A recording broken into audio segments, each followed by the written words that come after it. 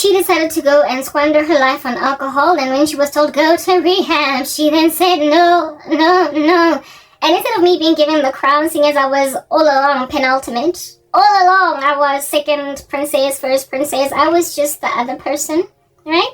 I was the number 2, so nobody misses her, but then I started to do gold medalist type stuff. I started to evidence that I was the one here that made sense, the one that deserves the, crown. Yeah, but Vanessa Williams, this proverbial one this time around, did not. That's what's good. Lose her crown. She was maintained in it. And my whole family extended decided that they're going to keep on giving this individual a chance at my expense. And now today she is the bane of the entire family's existence, wreaking a chunky, handsome amount of havoc in literally everybody's lives. And only now that I'm a middle-aged woman, literally I am 40, and I'm turning 41 in August. Only now is it appearing to dawn. The sun is rising. Ugh, I'm yawning. Ugh. To my mom, that wrong kid. Karabo showed you from grade 9 that she can be trusted. Grade 9. I was dropping the ball in primary. I would annoy you. Teachers always called my mom on some, oh, your child is so lazy, but she can do so much better. What is happening over there with this human being? Destroy it! Put it in an incinerator! Burn it! I was very frustrating as a child. I was extremely frustrating. I was lethargic. But then in grade 9, I was like, ugh, like an engine that has been freezing in the icy cold. That when you start the car, it appears like it's not going to start, and then it starts to go. And then in grade 9, and out came an academic.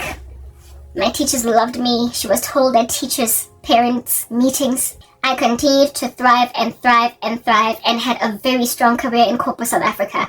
And yet the carpet still was ripped from underneath my feet. Not of any fault of mine. If anything, some of the stuff was done even by my mom. She did not see it fit to help me re-energize my career. I helped her become an executive. Nothing.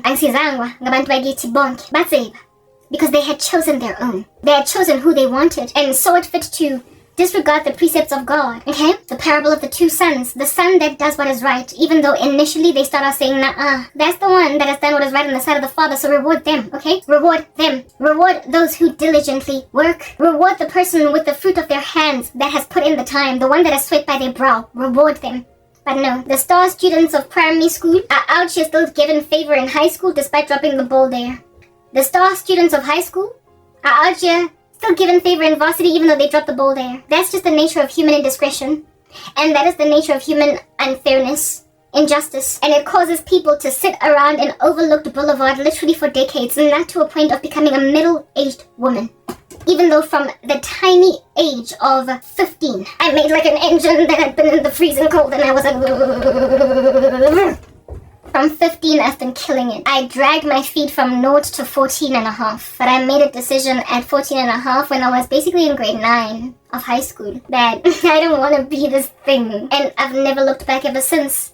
So not only did I become who I was supposed to be, I also displayed consistency over decades, okay? Like 15, 25, 15, 25, 25, 35, 35, 45, like almost 30 years, y'all. Like 25 years. 25 years of consistently maintained responsibility and achievement. And only after 25 years, do you think South Africa has 25 years for people down here in these streets to realize who ought to run the country? Do you think we've got 25 years with the way things are going right now for people to discover that they need to move the crown off certain heads and put it on other heads? That you must give the crown now to the first princess. Do that. Make them queen, because this person is dropping the ball. If it took 25 years for my mother to find proper, it's finally happening. Like, my mother is finally realizing that I can't trust your sister anymore. There was a time when, we could hope for her, but she's so far gone right now. She's wreaking so much havoc in everybody's life. Guys. She's wreaking so much havoc that neighbors are starting to, pick up on it. Like, it's just disastrous what's going on with my older sister. And my mother, literally the other day, was so fried that she threatened to sell the house just so that my older sister would be shaken from this place. At which point I stood up and I was like, I will help you fight this thing in court, but you're not going to renovate a house over months and then sell it because somebody's frustrating you. I'll fight you. I'll help you fight. At which point she then relaxed, found tranquility, found peace. Because I, again, rose up to the occasion when this person dropped the ball. She's Amy Winehouse. She refuses to go to rehab. And so she will join the 27 Club if she does not repent. Hugely gifted but a junkie. In this instance, It's hugely gifted but a drunk. Could have been something awesome, could still be something awesome, but uyazilahla lo muntu. And I keep on getting nightmares from God showing me that this person is sitting on a precipice. She is 5'2". God wants to kill her. Because she's frustrating everybody to a point of messing with the prospect of what I'm supposed to do and finish it, and this what I'm doing is very important. And I keep on standing in the gap asking the Lord, come on, give her a time, give her a chance. And God is like, honey, I give her a chance, that means that you would get maintained in a backward position. No muntu is going to keep on sabotaging you. Now, so what must I do? All I can do is pray. But you see, you can take a horse to the water, but you can't make it drink. It took 25 years for my mother to finally realize that I can't trust this person. 25 years. And also 25 years. Sometimes it's not even about writing off one person in favor of another. It's about just awarding a person that has displayed consistency and responsibility their position. It does not have to be at the expense of another person. I did not have to be elevated above my sister, only acknowledged as something able to achieve a feat. Then in that way, I would not have been left to be unemployed for a decade. I would not have been left to writhe with her, be pursued by wicked men. Do you understand? That would not have happened. My older sister's future in life would not have had to be thrown aside in favor of mine. This was not something that could have that ought to have happened in mutual exclusivity. It could have happened literally together, where I was enabled, but we also hoped for her recovery. Instead, I was thrown away in favor of some other people. And now, when I'm a middle-aged woman that just wants to go and have a churn, I'm tired, I'm exhausted, I don't even want to fight the lawsuit. I'm being pursued by dumb men with HIV. I'm being pursued by idiots that think that they can just continue to tell me, until I'm so exhausted that I'll give them whatever they want, okay? I am too intelligent, too smart, and I've also always been so responsible that I don't just get taken by any tsunami. Literally, ask anybody from the time I was 15 years old. I've been this girl since I was 15. I've been Sandra D since I was 15. And yet, there are people who think that at 41, I'm almost 41, that I'm suddenly gonna become some harlot I've never been, that I'm gonna become some kind of idiot that I've never been, that I'm gonna drop the ball in a way that I just never have because time is progressing. No. I've been lamenting on a rooftop that the queenly thingy belongs to me. The crown, I'm the regal one here, I'm the queen. But I keep on getting passed up. The very same thing is exactly what's happening in South Africa. The wrong people are running the country. You're holding on to them from the days of apartheid. The wrong leaders are running the show. You're holding on to them for dear life. You are unrepentant, you're recalcitrant. You are hurting white people in this land. You are hurting women. You are hurting South Africans in total. You're hurting Black South Africa by keeping them impoverished. And the people who are doing this are legacy staff holding on to power. And seeing as you insist on holding on to these individuals, unfortunately at your demise, this is a thing, right? It's going down.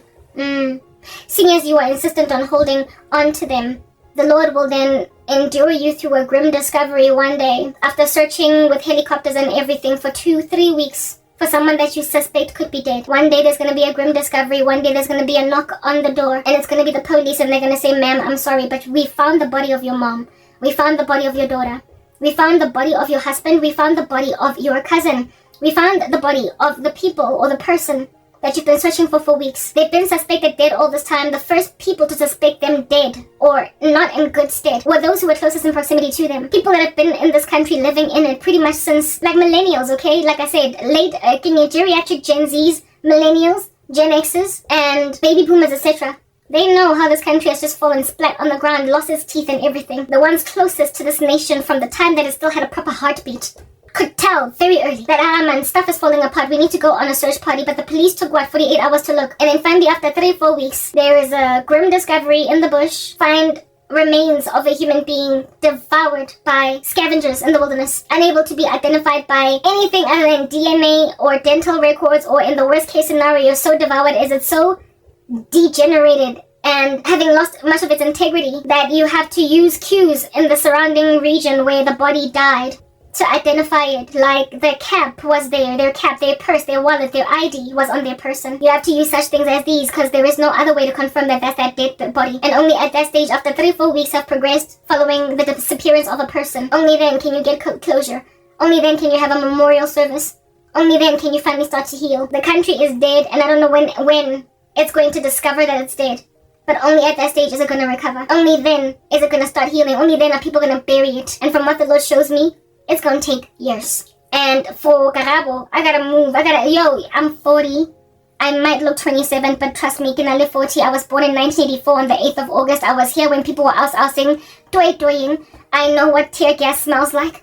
I know what black on black violence looks like.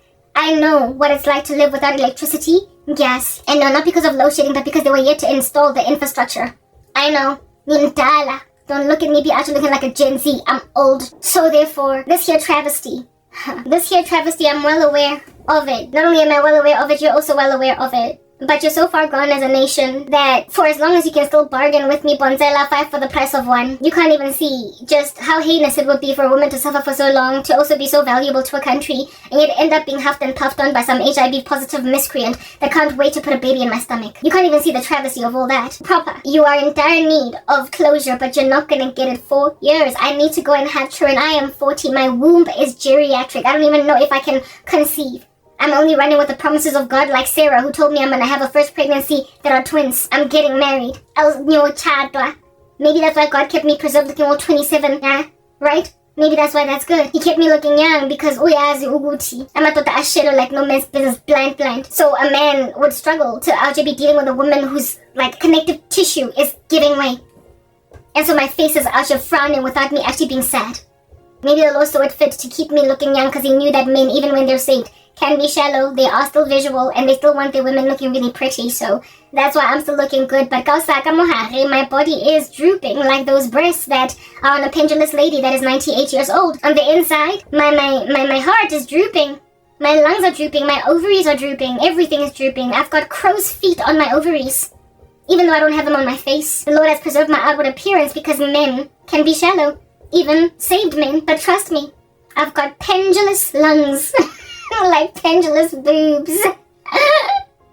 Do not look at my outward appearance and imagine me young also on the inside. I might struggle to conceive. And even then, when I do conceive, I will likely have some doctor looking at me like I'm irresponsible to dare have a baby so old. That's just what gives with older ladies, and I'm yet to get married. I'm yet to meet my man. So being 40 years old, I'm probably gonna conceive a first pregnancy. Can I live 42 or 43? Because where is my husband? So I don't have time. I don't have 25 years to wait for you guys to discover that you can't keep letting the ANC or even the government of national unity or anybody at all that is out there trying to be a government in this country to continue to run the country. It's over. Your nation is dead, and only a civil war is going to bring it back alive again. For now, however, it's only missing, and those who suspect it's dead are being ignored. But some of us know it's dead in the worst way, to a point of having had our own little mini memorial service, had our own little mini casket at our own little mini cemetery, and did a mini little funeral dirge, sang it, and then did our own little mini crying, did their own little mini crying rant. Have I not for years been lamenting in my ministry that has been, the thing that you keep doing in South Africa? You've shadow banned me, you've made sure nobody can listen to my content on YouTube, but I'm having a funeral, aren't I? This is a funeral dirge. It is. This is a funeral dirge. Hey, Papa. I'm going home, I'm going home, I'm going home, I'm going home to die no more. I've been singing, I've been dancing, I've been talking for years. Much like a procession of a funeral. But it's barely perused, it's unattended, like the funeral of a soldier who dies at war. His family members are not there, but the guy is dead. And once the war settles down, you will travel to Europe to go and see the grave where it is that your son's remains are at. It's only a matter of where the burial site is at. And my burial site is my ministry. I am evidence of the fact that South Africa is dead. And for years, I have been singing a funeral dirge. I have been hosting a ceremony all by me, Savvy. But the day's gonna arrive, South Africans, do you understand? Get it? Grasp it, write it on a piece of paper, jot it down, create a mnemonic cue so you can remember it.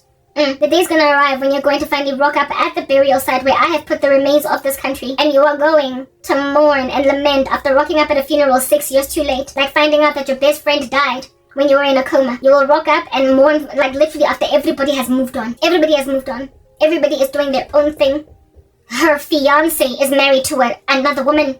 And only now that you're waking up out of a coma after 3 years, only now you find out, only now you're starting to cry. Everybody else is mournful, but are you not going to go to the burial site and be like, oh, my friend? That's how you guys are going to be. You're going to come to my content and cry literally after the act. In retrospect, you will look back and discover that this stuff has been true all along, but you've been ignorant pertaining it. You've been decidedly ignorant. You've chosen that ignorance. Yeah, you will visit Libby with a headstone there and everything that I have cleaned up, and you will mourn 6 years, 7 years, 10 years after the thing that you thought was still going to come back up for air again has been gone, dead, buried. But the responsible source that saw that it was dead long ago, but you were still in denial. Like, when a person is missing and other people are sure that they're dead and they have a memorial service, but others are holding on to the hope that they're going to get found, so they don't even want to attend the memorial service.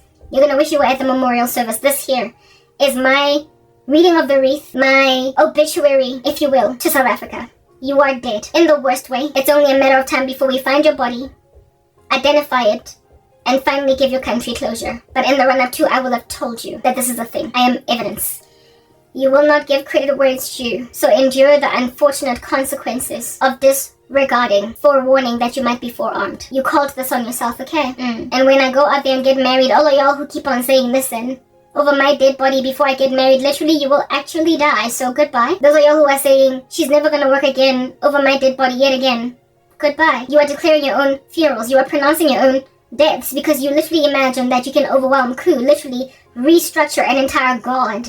No one can deliver from the hand of God. Go ask Nebuchadnezzar. He ate grass for 7 years thinking that he's arrived. Then when he woke up, he said, the nations of this world are accounted as nothing before God. No one can say to him, what have you done? So seeing as you are of the imagination that you can say to Jesus Christ, over my dead body, he will just simply strike you dead. Oh, Nadab and Abihu, or whatever, sons of Aaron, you are burning strange fire in the temple of God. You will be struck dead, literally.